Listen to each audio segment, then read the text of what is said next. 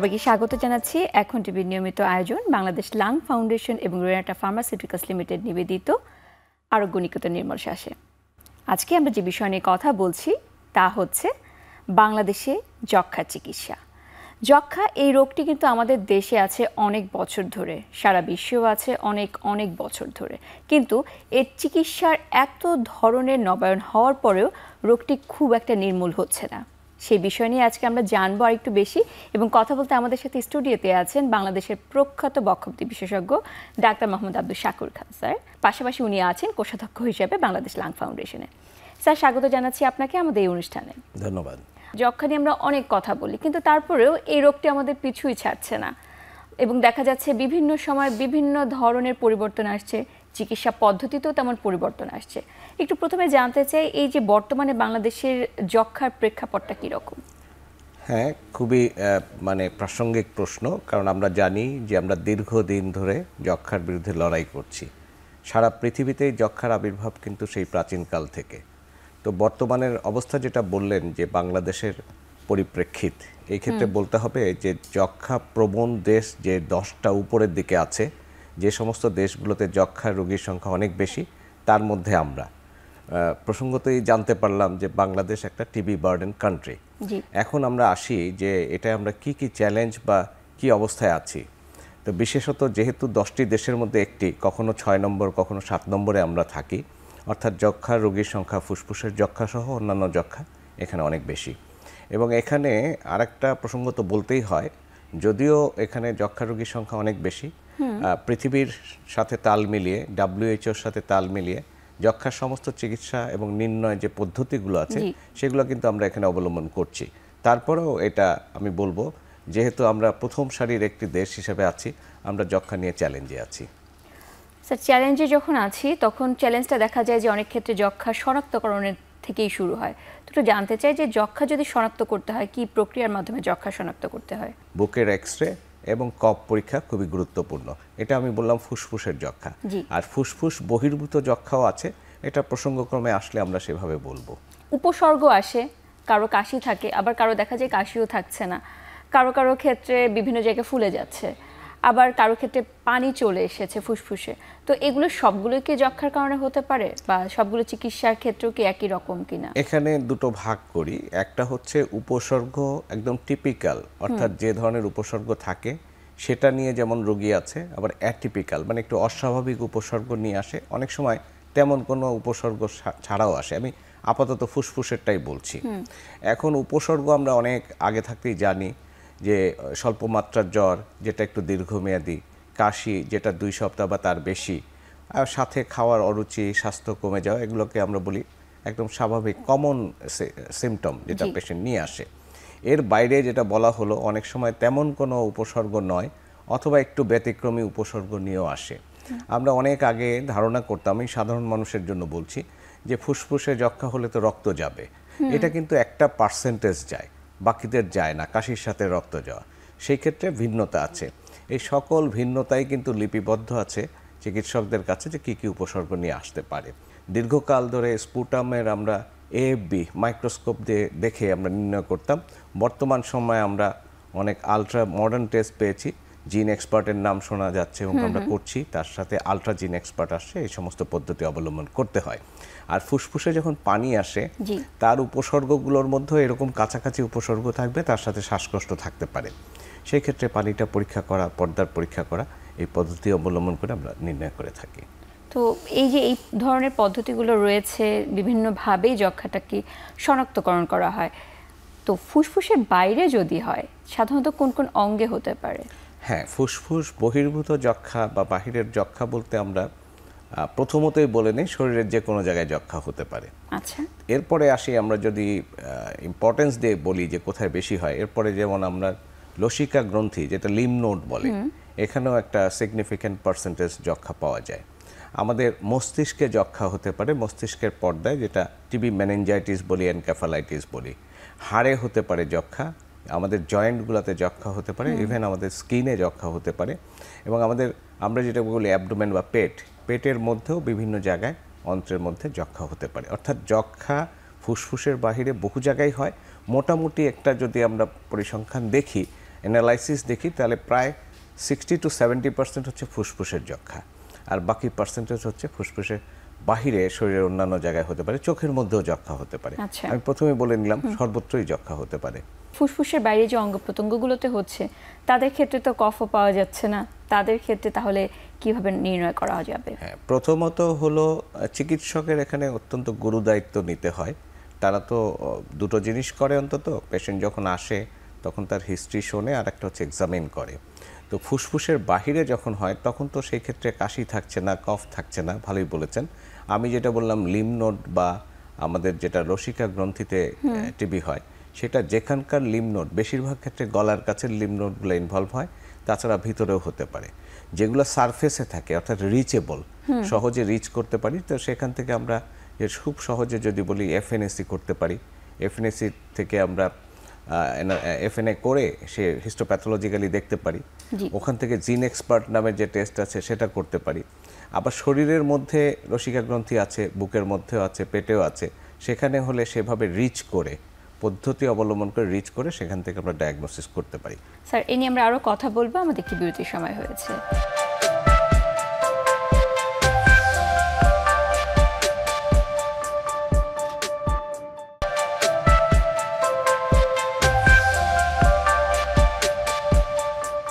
এই যে বিভিন্নভাবে যক্ষ্মা নির্ণয় করা হলো, তারপরে যে প্রশ্নটি আসে তা হচ্ছে চিকিৎসা। এই চিকিৎসার ব্যাপারে সবসময় বলা হয় যে যক্ষ্মার চিকিৎসা দীর্ঘমেয়াদী সময় ধরে করতে হয়। এই দীর্ঘমেয়াদী বলতে আসলে কতদিন? দীর্ঘটা হচ্ছে একটা আপেক্ষিক ব্যাপার। আমি শুরুতে বলেছিলাম যে সময়ের সাথে সাথে চিকিৎসা পদ্ধতি পরিবর্তন হচ্ছে, নতুন ড্রাগ কম্বিনেশন আসছে, এবং ডিউরেশন বা কত দিনের চিকিৎসা হবে সেটাও কিন্তু প্রকারভেদে ঠিক করা আছে। এবং এই প্রসঙ্গে একটা কথা বলে নিব, সেটা হচ্ছে যে চিকিৎসাটা দেওয়া হয় এটা কিন্তু বৈশ্বিক, অর্থাৎ WHO যেটা ঠিক করে, সমস্ত দেশের প্রতিনিধি নিয়ে আলটিমেটলি সেইটা ক্যাটাগরিক্যালি ট্রিটমেন্টটা করা হয়। সর্বনিম্ন ডিউরেশন যেটা পিওর যক্ষায় সেটা হচ্ছে 6 মাস। ফুসফুসের যক্ষা যেটা প্রথমবারের মতো আক্রান্ত হলো, নতুন কেস বলি, সেটা হচ্ছে 6 মাস। এছাড়াও বিভিন্ন জায়গায় 6 মাস আছে, কিন্তু এটা দীর্ঘমেয়াদী হতে পারে, কোনো কোনো ক্ষেত্রে 2 বছর হয়। তো প্রথম যারা শনাক্ত হলো তাদের ক্ষেত্রে এরকম, আবার দেখা যায় অনেকের ক্ষেত্রে বারবার হচ্ছে, একবার হয়েছিল আগে, এখন আবার নতুন করে হয়েছে। আমরা যদি এটাকে বলি, তো পুনরায় চিকিৎসা দেওয়ার ক্ষেত্রে আগের ডিউরেশনটা ভিন্ন ছিল, কিন্তু এই মুহূর্তে আমরা যে চিকিৎসাটা দিয়ে থাকি সেটা পুনরায় চিকিৎসার ক্ষেত্রেও কমনলি 6 মাসই দেওয়া হয়। তবে এখানে ওষুধের কম্বিনেশনগুলো চেঞ্জ করা হয়। সহজভাবে বলি, ওই চিকিৎসার ক্ষেত্রে প্রথম 2 মাসে যে 4টা ওষুধ দেওয়া হতো, এই ক্ষেত্রে 6 মাস ওই 4টা একই সাথে চলবে, তার সাথে নতুন একটা কুইনোলোন গ্রুপের আরেকটা ওষুধ গাইডলাইন অনুযায়ী দেওয়ার বিধান আছে। এছাড়া যদি ব্যতিক্রমী ডিউরেশন হয়, এটা চিকিৎসকের পরামর্শ অনুযায়ী। আচ্ছা, আমরা এই ধরনেরও অনেক ক্ষেত্রে চিত্র দেখি যে একবার যক্ষ্মা হয়েছে কিন্তু পরবর্তীতে তার বেশ কিছু জটিলতা তৈরি হয়েছে, এবং এরপর তার কফ পরীক্ষা না করে বা এক্সরের মধ্যে একটা কোনো ধরনের চিত্র যদি দেখে কেউ কেউ চিকিৎসা দিয়ে রাখে, এবং অনেক ক্ষেত্রে এটা দেখা যায় যে যারা যক্ষ্মার ঔষধ দিচ্ছে তারা এই ধরনের চিকিৎসা দিচ্ছে যে তার যক্ষ্মা হয়েছে এবং সে একবার, দুইবার, তিনবারও ওষুধ খেয়ে থাকে। তো ব্যাপারটি কি বা পদ্ধতি কি ঠিক আছে কিনা? আমাদের দেশে অন্যান্য কিছু দেশের মতো একটা বড় চ্যালেঞ্জ আছে। আমি দেখতে পাচ্ছি সব কিছু মিলে এটা যক্ষ্মা মনে হচ্ছে, কিন্তু এটাকে নিউমোনিয়া মনে করে বা অন্য কিছু মনে করে যক্ষ্মা ট্রিটমেন্ট না দিয়ে বারবার অ্যান্টিবায়োটিক দেওয়া হচ্ছে। এটাকে বলা হয় আন্ডার ট্রিটমেন্ট, অর্থাৎ আমি ফোকাসড হলাম না এবং ওটাকে কনফার্ম করলাম না। এই প্রসঙ্গে আরেকটা কথা বলি, অনেক সময় দেখা যায় ফুসফুসে তো নানান কারণে আমাদের ক্ষতচিহ্ন পাওয়া যায়। ফুসফুসে ক্যান্সার হলে পাওয়া যায়, ফুসফুসে নিউমোনিয়া হলে পাওয়া যায়, ফুসফুসে একটা পর্দা মোটা হয়ে গেলে পাওয়া যায়। সেই ক্ষেত্রে কিন্তু আমাদেরকে দায়িত্ব হলো ওটাকে কনফার্ম করে চিকিৎসা দেওয়া। যার জন্য দেখা যায় একজন ক্যান্সার রোগী হয়তো প্রাথমিকভাবে কোনো কারণে কোনো জায়গায় যক্ষ্মার ওষুধ পেয়ে আসছে। ন্যাচারালি যক্ষ্মা নির্ণয়ের ক্ষেত্রে যথেষ্ট ক্লিনিক্যাল দক্ষতা এবং গাইডলাইন অনুসরণ করা উচিত। আমরা অনেক রোগীকে এরকম পাই যে তারা যক্ষ্মা চিকিৎসা নিচ্ছে, 1 মাস 2 মাস নেওয়ার পরে সেই চিকিৎসাটাই আর কন্টিনিউ করছে না। তো এই ক্ষেত্রে কি কোনো ধরনের পার্শ্ব প্রতিক্রিয়ার সম্ভাবনা রয়েছে? এখানে প্রথমত বলি যে যক্ষ্মার চিকিৎসাটা কিন্তু খুব গুরুত্বপূর্ণ। এটা 2টা জিনিস খুব খেয়াল রাখা হয়, যে ওষুধগুলো ঠিক দেওয়া হলো কিনা, ডোজটা ঠিক আছে কিনা, এবং ডিউরেশনটা একদম নির্ধারিত, বললাম মিনিমাম 6 মাস। তো কেউ যদি তার চলার পথে ওষুধ বন্ধ করে, তাহলে প্রথমত তাদেরকে আমরা বলি ডিফল্টার, অর্থাৎ উনি ডিফল্ট করলেন। দ্বিতীয়ত সমস্যা কি হয়, সমস্যাটা সবচেয়ে জটিল যেটা হয়, এই যে ইরেগুলার যদি ট্রিটমেন্ট নেয় অথবা বন্ধ করে দেয়, তাহলে যক্ষার আর একটা মারাত্মক জটিলতা আছে যে ফেইলিওর যক্ষা অথবা কোনো কোনো ক্ষেত্রে রেজিস্ট্যান্ট যক্ষা।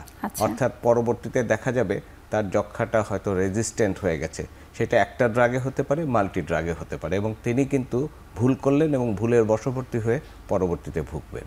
সাধারণত যক্ষার ওষুধ না খাওয়ার পিছনে একটা বড় কারণ থাকে, বেশ কিছু পার্শ্ব প্রতিক্রিয়া হয়। তো সেই ক্ষেত্রে কি করণীয় বা কি ধরনের পার্শ্ব প্রতিক্রিয়া হতে পারে? প্রথমত আমরা যেটা পরিসংখ্যানে দেখি যে বেশিরভাগ রোগী নিশ্চিন্তে নির্বিঘ্নে ওষুধগুলো খায়, তাদের তেমন কোনো পার্শ্ব প্রতিক্রিয়া হয় না। আরেকটা সংখ্যা আছে যাদের ছোটোখাটো পার্শ্ব প্রতিক্রিয়া হয়, হয়তো কিছুটা ক্ষুধা মন্দা হয়, একটু বমি বমি ভাব, আমরা জিআই আপসেট বলি, এই সাধারণ, অথবা একটু ইচিং বা চুলকানো হলো, এইটা আসলে পরামর্শ নেবে চিকিৎসকের যে কী করতে হবে।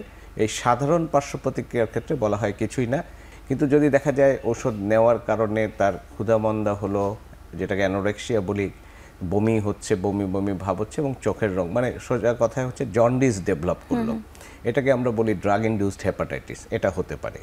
স্কিনে যে সাধারণ চুলকানির কথা বললাম, এটা না হয়ে হয়তো এত বেশি হলো যে স্কিন ক্ষত হয়ে যাচ্ছে, তখন আমরা যক্ষার ওষুধটা বন্ধ করে আইডেন্টিফাই করি যে কোন ওষুধটা, এটা পদ্ধতি অবলম্বন করতে হয়। এই ধরনের পার্শ্ব প্রতিক্রিয়া। তবে শেষ কথা আবারও বলবো, বেশিরভাগ ক্ষেত্রে যক্ষা ওষুধের কোনো পার্শ্ব প্রতিক্রিয়া তেমন হয় না।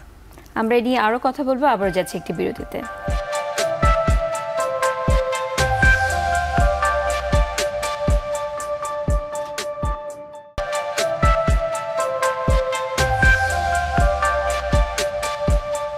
তো যক্ষা চিকিৎসার বিভিন্ন পদ্ধতি বলেছেন, কিছু পার্শ্ব প্রতিক্রিয়ার কথা বলেছেন, তো চিকিৎসা নেওয়ার জন্য আসলে কোথায় যেতে হবে? প্রথমত চিকিৎসার কথা যখন আসলোই, তো চিকিৎসাটা কিন্তু বাংলাদেশে বিনামূল্যে দেওয়ার ব্যবস্থা আছে, এটা হচ্ছে প্রথম কথা। দ্বিতীয় কথা হচ্ছে আমাদের সারা বাংলাদেশ জুড়ে ডট সেন্টারগুলো আছে, এইটা অনেক ক্ষেত্রে সরকারিভাবে পরিচালিত হয়, কিছু ক্ষেত্রে এনজিওস দ্বারা পরিচালিত হয়। এই ডট সেন্টার শুধুমাত্র যক্ষার রোগীর রোগ নির্ণয় এবং ওষুধের জন্য সেখান থেকে পাওয়া যায়। প্রত্যেকটা সরকারি হাসপাতালের থেকে পাওয়া যায়, উপজেলা ইউনিয়ন পরিষদ থেকেও পাওয়া যায়। শহর যদি বলি তাহলে ওয়ার্ড ভিত্তিক যে আমাদের ক্লিনিকগুলো আছে সরকারি অথবা এনজিও দ্বারা পরিচালিত, সেখানে পাওয়া যায়, বিনামূল্যে যক্ষার ওষুধ পাওয়া যায়।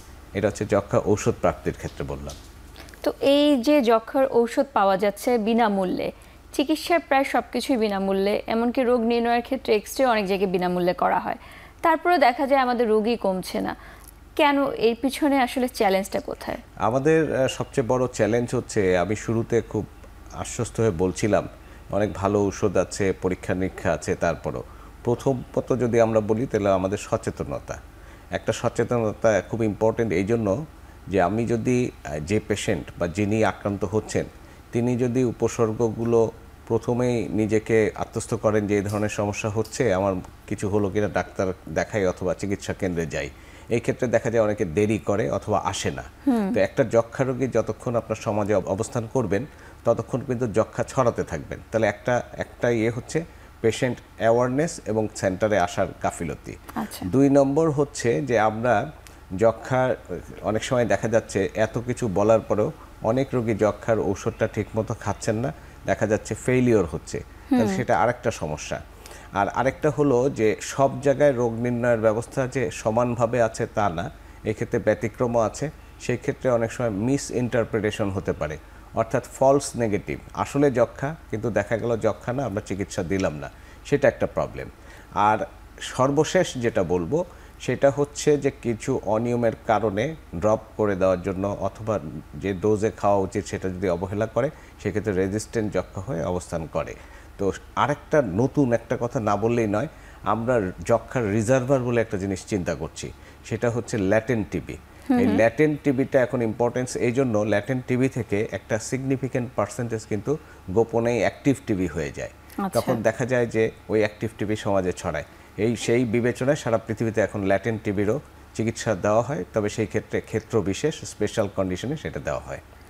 আমরা কথা বলতে বলতে অনুষ্ঠানে একদম শেষ পর্যায়ে চলে এসেছি। একটু জানতে চাই যাওয়ার আগে সংক্ষেপে এই যে ল্যাটেন্ট টিবি এবং আমরা রেজিস্ট্যান্ট টিবির কথা বলছিলাম, রেজিস্ট্যান্ট টিবির ক্ষেত্রে চিকিৎসা পদ্ধতি বা ল্যাটেন্ট টিবির ক্ষেত্রে চিকিৎসা পদ্ধতি কীরকম প্রচলিত আমাদের দেশে? যে আমি প্রথমে ল্যাটেন্ট টিবিটা বলি। ল্যাটেন্ট টিবি যদি ডায়াগনোসিস হয়, সেই ডায়াগনোসিসের পরে সবার কিন্তু চিকিৎসার প্রয়োজন নেই।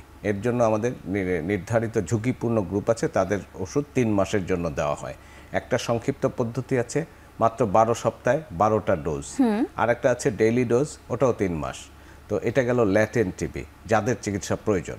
আর একটা হলো রেজিস্ট্যান্ট টিবি। রেজিস্ট্যান্ট টিবির মধ্যে একটা আছে যে সিঙ্গেল ড্রাগে রেজিস্ট্যান্ট হলো, সেটার চিকিৎসা একটু ভিন্ন।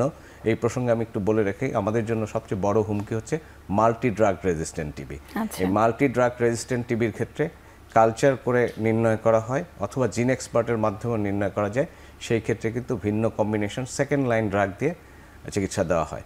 অত্যন্ত সুখের সাথে বলবো যে একসময় ইনজেক্টেবল ফর্ম ছাড়া এই মাল্টি ড্রাগ রেজিস্ট্যান্ট টিবির কোনো চিকিৎসা ছিল না। আমরা আনন্দিত যে এখন ইনজেক্টেবল ট্রিটমেন্ট মানে ওষুধ ছাড়াও আমরা শুধু মুখে খাওয়ার ওষুধ দিয়েও কিন্তু এই চিকিৎসা মাল্টি ড্রাগ রেজিস্ট্যান্ট চিকিৎসা করতে পারি। এটা তো তাহলে খুবই আশ্বস্ত একটি কথা। আমরা অনুষ্ঠানের শেষ পর্যায়ে চলে এসেছি। বিদায়ের আগে আমাদের দর্শকের উদ্দেশ্যে এই যে বিষয় নিয়ে আজকে আমরা কথা বলছি, তা নিয়ে আপনার মুখ থেকে কিছু পরামর্শ শুনতে চাই।